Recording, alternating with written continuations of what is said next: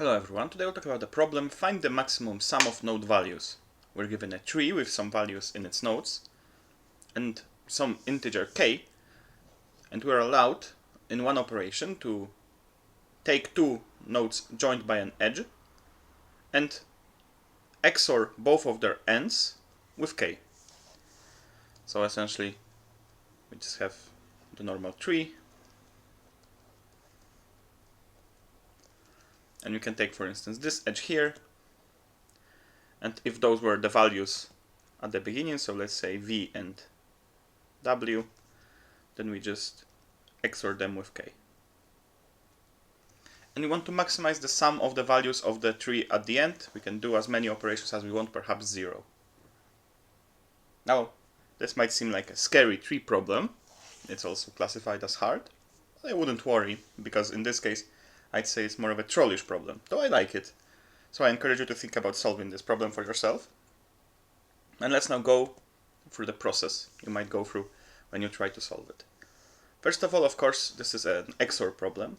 And the classic thing that we know is that if we XOR some value x with k, and then we XOR it with k again, that is the same as just leaving x unchanged. Right, so all that matters is whether we XOR an even number of times or an odd number of times.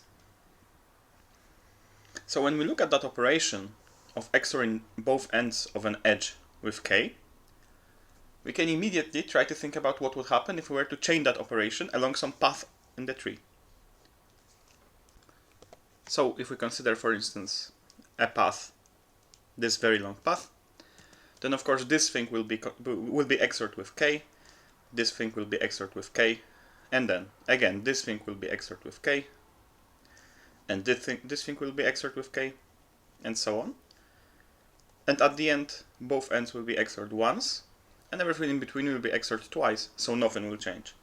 So in essence, our operation allows us to not only XOR two ends of an edge with k, but to XOR two edges of any path with k. And of course, since this is a tree, and no matter what edges that tree has, there is a path between any two nodes, then we can take any two nodes and XOR both of them with k. We want to maximize the sum, and we know that for every node, if we XOR it with k, the value changes somehow. So we can just calculate how that value changes for every node. So just the difference between v XOR k and v. And we want to now take as many of those, but in pairs, right, an even number of those, such that we maximize the sum. And this is very simple. We can either just not think about it, which is what I do here in the implementation. So we just calculate that difference for every value of a node. We sort them, and we take them in pairs from the back. So for as long as there are two or more values, we just take the two greatest values. Now if their sum is negative, we don't want to use it. Otherwise, we just use it. This corresponds to flipping the whole path between the first vertex and the second vertex that we've taken. But that essentially just gives us both of their gains to our result. And of course, this can also be made simpler and faster, so without using the sort, because you have to take an even number of values from the array gains, such that we get the sum to be the greatest. So of course we want to take all the positive ones if possible. If we have an even number of positive ones, then we're done.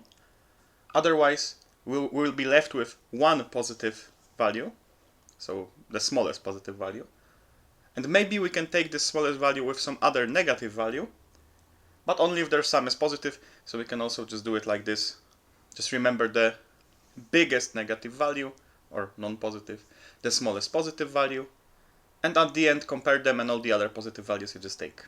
So this is a very simple problem, and we don't use the parameter edges. We only use the fact that the whole tree is connected.